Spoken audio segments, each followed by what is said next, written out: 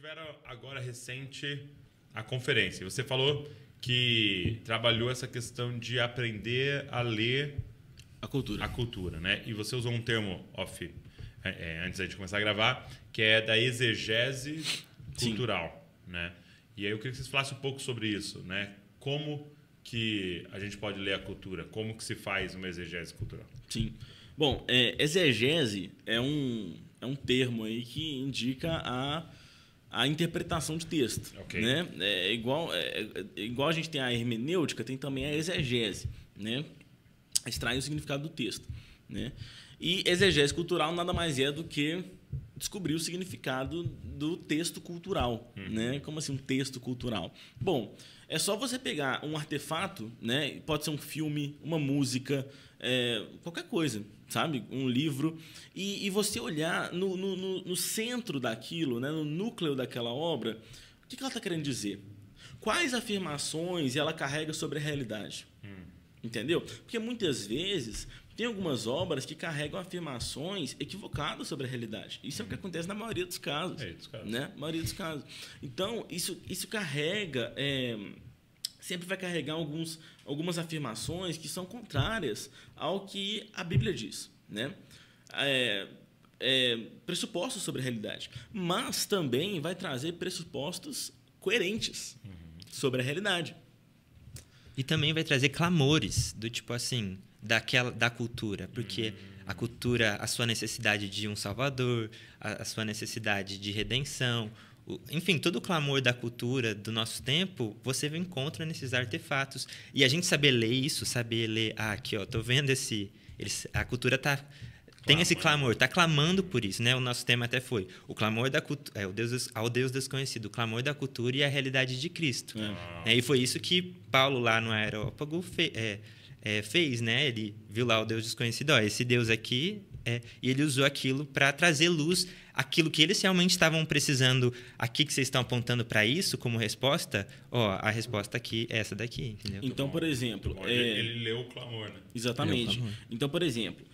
nós temos, né, em todos os artefatos culturais, pressupostos corretos e pressupostos equivocados sobre a realidade. Né? E esses dois juntos revelam os clamores que o Lucas falou. Né? E o Timothy Keller fala isso de uma forma muito interessante no Igreja Centrada, que em vez de chamar de pressupostos corretos e pressupostos equivocados, ele chama de crenças A e B. Entendeu? Olha só que interessante. Se o cristianismo é a verdade sobre o universo, então ele é coerente em tudo que ele diz. Né? Então, se você tem então, basicamente, vamos supor, tá bom? Você é cristão e eu sou de outra religião, beleza? Nós temos pressuposições em determinado assunto que são coerentes. Okay. A mesma pressuposição, tá? Por exemplo, nós dois cremos que todos os seres humanos merecem ter direitos iguais. Ok. Isso é o que o Tim Keller chama de crenças A. Agora, nós temos crenças B. Para você fala o seguinte, todo ser humano é criado à imagem de Deus. Eu falo que não, que cada ser humano é fruto do acaso e fruto de uma evolução. Né? Olha que interessante. Quando você fala... E essa é a minha crença B. O que são crenças B? São crenças discordantes, entendeu? Aí, por exemplo, eu vou lá e pego essa crença B que eu tenho, você pega essa crença B que eu tenho e você coloca ela diante da minha crença A. Porque a crença A não é uma crença sua, é uma crença minha também. E aí, o que você faz? Olha só. Olha, se você está dizendo que todos os seres humanos têm o direito, né, de serem tratados da mesma forma, mas você não acredita que eles vieram de uma mesma fonte, né, que é ser criados à imagem de Deus. Entendi.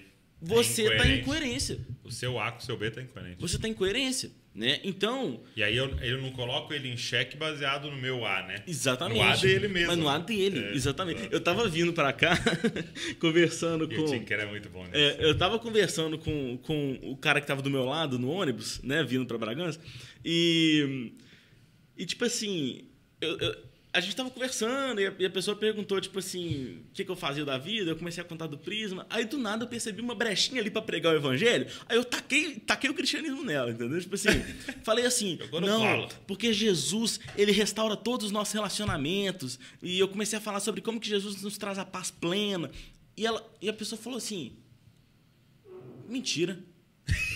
Deus não é justo. Deus não é justo.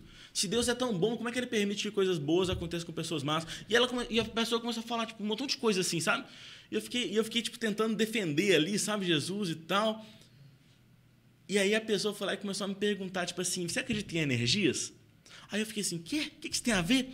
E eu tentando defender o evangelho, eu senti uma voz falando no meu coração assim, cala a boca. O Espírito Santo falou assim, para de falar, só escuta, sabe? E ela começou a falar sobre energias e karma, e começou a falar sobre como que o universo recompensa de uma forma boa ou má cada ato de cada pessoa, né? E como que isso para ela era muito mais justo do que esse Deus e tal. E eu fui só escutando. Porque muitas vezes a gente tem essa mania de tacar o evangelho na pessoa sem ouvir o lado dela, né? E eu fui lá e fiquei ouvindo. E aí no final da conversa eu falei assim, olha, pode até ser que seu karma exista, mas eu mereci o pior karma de todos. Mas o Criador do universo, não o universo, o Criador do universo se colocou no meu lugar e morreu por mim. Então, tipo assim, eu consegui... óbvio, foi uma experiência legal, mas assim, é claro que existem... Eu tô querendo mostrar mais aqui a minha falha, né, do que o meu acerto, né? Mas, tipo assim, de alguma forma ali, Deus me deu a graça de conseguir falar, tipo assim... Tipo, falar na mesma linguagem da pessoa. Exato. Porque pra mim, essa é a parada que o Tim Keller mais me ensinou, assim, né? Essa capacidade de ler primeiro a cultura para depois tentar dar uma resposta, né? Porque parte dessa exegese cultural também, e eu acho que o nosso problema, muitas vezes, como cristãos, é que a gente tem a resposta para tudo, mas a gente não sabe a pergunta, né? E muitas vezes a gente está nas nossas comunidades, no nosso contexto, tentando respondendo perguntas de 30 anos atrás, né? Que a galera hoje está em outros dilemas, outras questões, diante de outros tipos de pressupostos e pensamentos e crises. Então, saber parar e ouvir a cultura e fazer essa exegese é entender exatamente isso. Tá bom, quais são...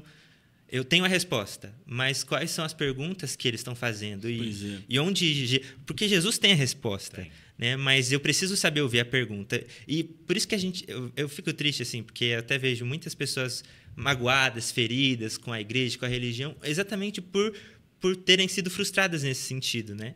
Então, acho que o tempo moderno, esse tempo secular que a gente vive, ele pede que a gente saiba ler a cultura dessa forma e tenha essa sensibilidade de discernir mesmo esse novo tempo e saber responder essas perguntas. Porque tem novas perguntas difíceis pra caramba, mas que o evangelho tem a resposta. Muito exatamente. Bom. Poxa, acho que um dos grandes problemas dos cristãos hoje, não o maior, mas um dos...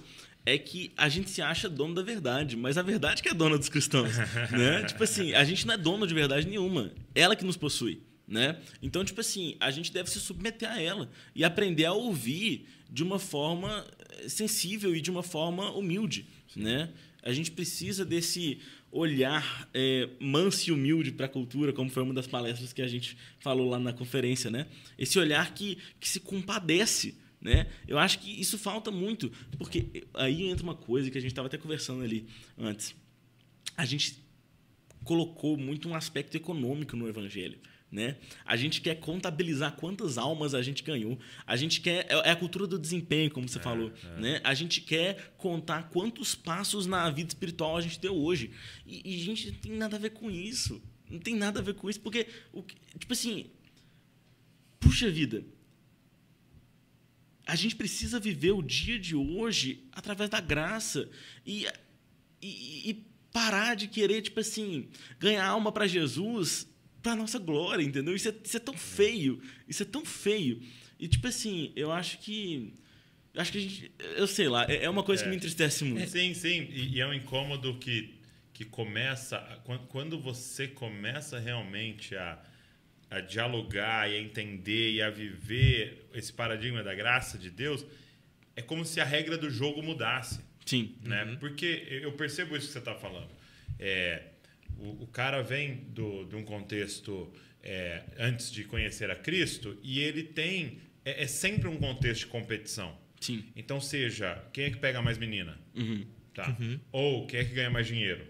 Ou quem tem o carro mais bonito? Ou quem tem o diploma mais treta? Ou quem tem mais artigo científico? Ou quem... Entendeu? Ou quem é o cara mais top do morro? Quem vende mais drogas? Quem tem mais arma? Então, sempre é um contexto de competição. E aí ele converte.